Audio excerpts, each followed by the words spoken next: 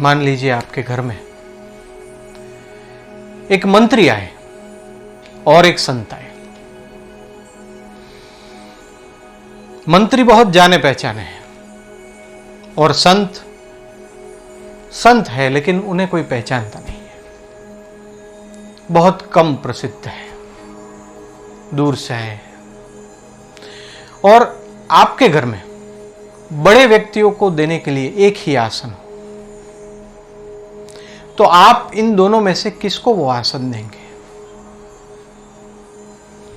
अभी मैं पूछ रहा हूं, इसलिए आप सोचेंगे कि हम संत को आसन देंगे, लेकिन जगत में होता क्या है? अधिकतर यह होता है कि वो आसन किसी बहुत बड़े मंत्री को ही मिलता है कि आप बैठिए, संत को बाजू में बिठाया जाता है। हमारे जीवन में हम जो बाह्य रूप से शक्तिमान दिखता है, बाह्य रूप से जो संपत्तिमान दिखता है, उसका ज्यादा आदर करते हैं।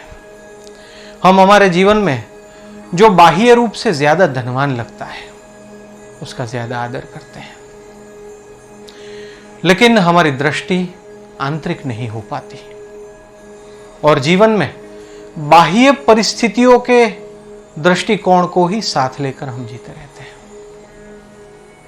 बाह्य परिस्थिति में ऊंच नीच होती रहती है, कोई बड़ा कोई छोटा, कोई कभी चुनाव हार जाए तो कोई कभी चुनाव जीत जाए और फिर से भी हार जाए। लेकिन जो आंतरिक दृष्टि है, आंतरिक सद्गुण है, वो सच में जिसमें है उसमें कोई बदलाव नहीं होता। जो सच्चे संत हैं वो हमेशा वैसे ही रहते हैं, उनको कोई सम्मान दे या ना दे। जब कोई समाज संत को, किसी भी संत को अत्यंत आदर देने लगेगा, तब समाज का पुनरुत्थान होगा। जब किसी भी समाज के लिए या तो देश के लिए सच्चे धार्मिक व्यक्ति, संत धरोहर समान होंगे, धरोहर समान गिने जाएंगे, ऐसा कहा जाएगा और ऐसा हम कह सकेंगे कि तभी वो देश और समाज योग्य रूप से आगे बढ़ता हो, ऐसा होगा। संत हमारी हजारों साल पुरानी संस्कृति की पहचान है। आजकल के जमाने में संतों का आदर बहुत कम हो गया है, इसलिए मैं आज एक छोटी सी बात लेकर आपके सामने आया हूं। आजकल के जमाने में धन और सत्ता का जितना आदर है, उतना सच्चे आध्यात्मिक ज्ञान का नहीं है। जितना बाह्य रूप से दिखता है उतना ही अस्तित्वमान है, ऐसा हम आध्यात्मिक क्षेत्र में कभी नहीं कह सकते। कोई ज्यादा प्रसिद्ध हो तो ही वो बहुत आदरणीय संत है, और कोई कम प्रसिद्ध है तो वो कम आदरणीय संत है। ऐसे समाज में थोड़े विभाग हो गए हैं। हमारी समझ ने कुछ अलग दिशा पकड़ ली है। मैं आपको एक बात बताता हूं, बहुत सदियों पहले की बात है और हमारे देश की बात नहीं है, दूसरे देश की बात है। ईरान देश और उसके आसपास के प्रदेश की बात है। पुराने समय में वहां पे दो साम्राज्य हुआ करते थे।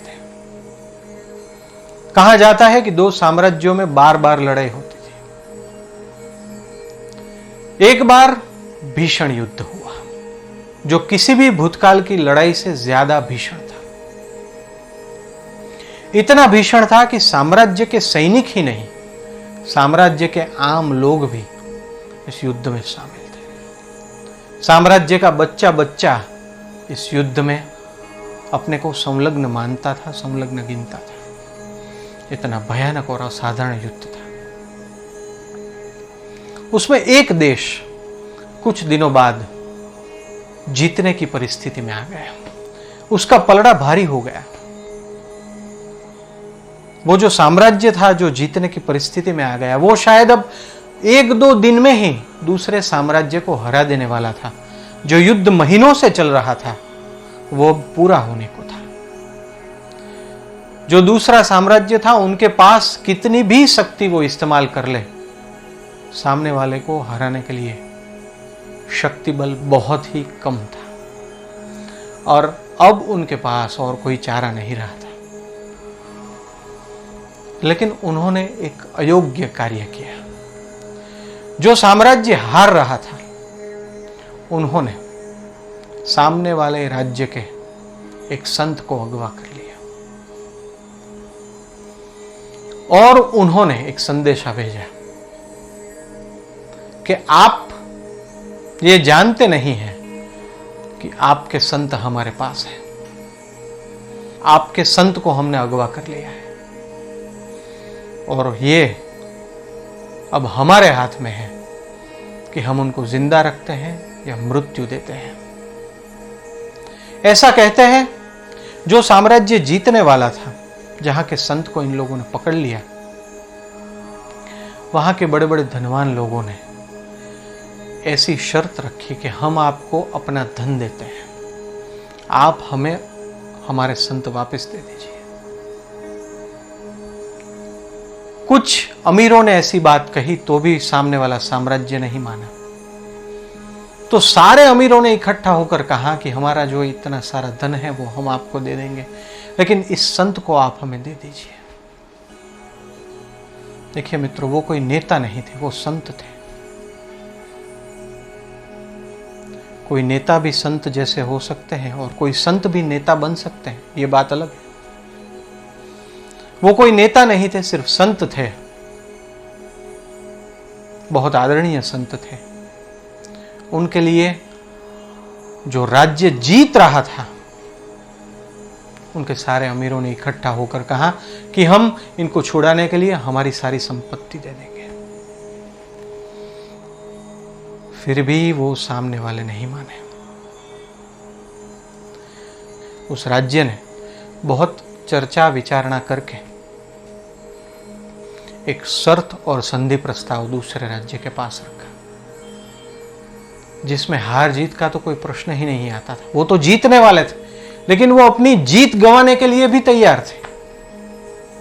उन्होंने कहा कि हमें आप ये संत वापस दे दीजिए। फिर भी वो राज्य वाले नहीं माने। बहुत सोच विचार किया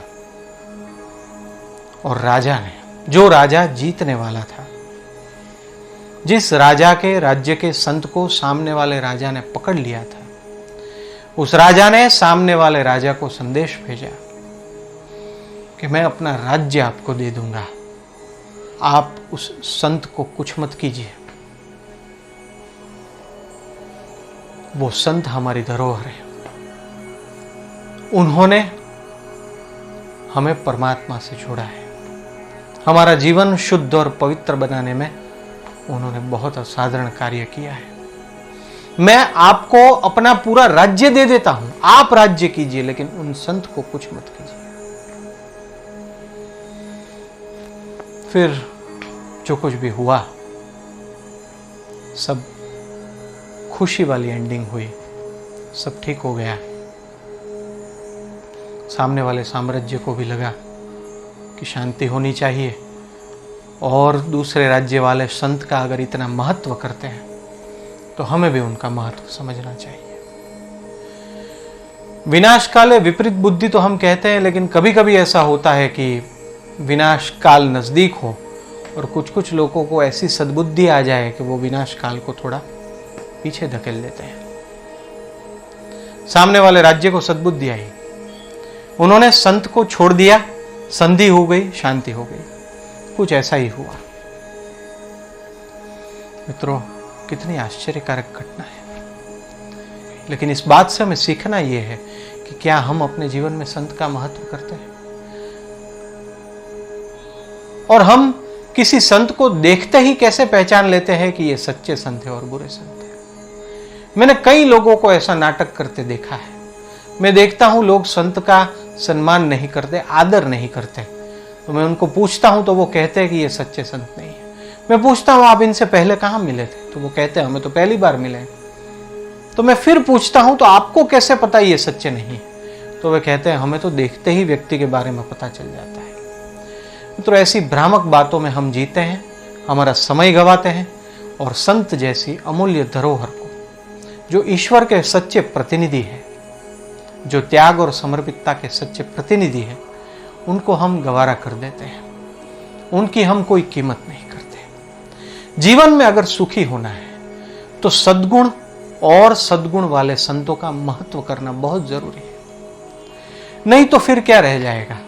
आहार, भय, निंद्रा और मैथुन तो प्राणियों में भी होता है।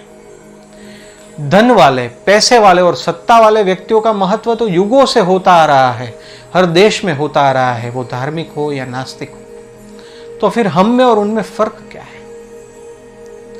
हम ऐसी असाधारण भारतीय संस्कृति के वंशज है, उसका फायदा क्या है अगर हम संत का सम्मान न करें, संत को महत्व न दें, संत का आदर न करें। कोई अगर पेपर में छप जाए कि किसी साधु ने यह गलत हरकत कर दी, तो इससे यह नहीं होता कि सारे साधु या संत गलत हो जाते हैं। किसी बार पेपर में तो ऐसा भी आता है कि किसी पिता ने अपने बालक के साथ बहुत ही गलत हरकत कर दी, तो क्या सभी पिता बुरे हो जाते हैं? नहीं।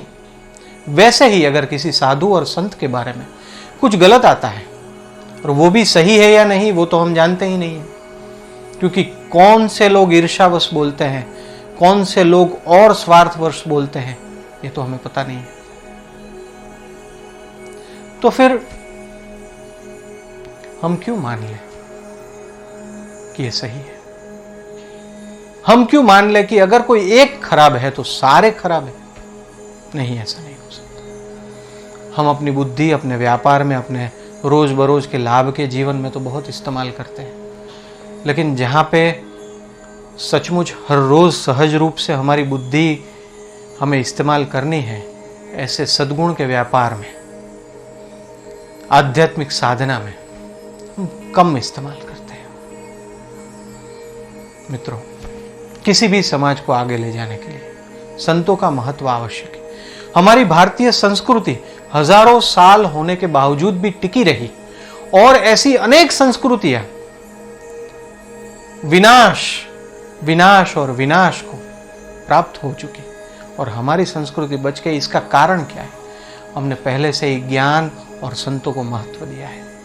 आपने रामायण और महाभारत में देखा होगा, ऐसे कई शास्त्रों में और टीवी की सीरियल में देखा होगा कि बहुत बड़े राजा के पास अगर कोई संत आते हैं तो राजा उनका सम्मान करते हैं। अगर बहुत बड़े चक्रवर्ती सम्राट भी संत का सम्मान करते हैं, तो हम जहां पे भी है, जो कोई भी संत है, क्या उनका सम्मान नहीं कर सकते? लेकिन मैं ये कह रहा हूं कि संत की उपाधि को हम सम्मान दें। अगर हम संत को सम्मान नहीं देते तो हम सच्चे भारतीय नहीं। अगर हम संत को सम्मान नहीं देते तो सच में हमने अपने भगवान का भी कभी सम्मान नहीं किया, ऐसा अर्थ हो सकता है।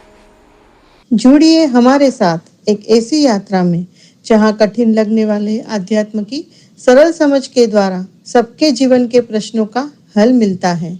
हमारे चैनल को सब्सक्राइब करें और बेल आइकन दबाएं।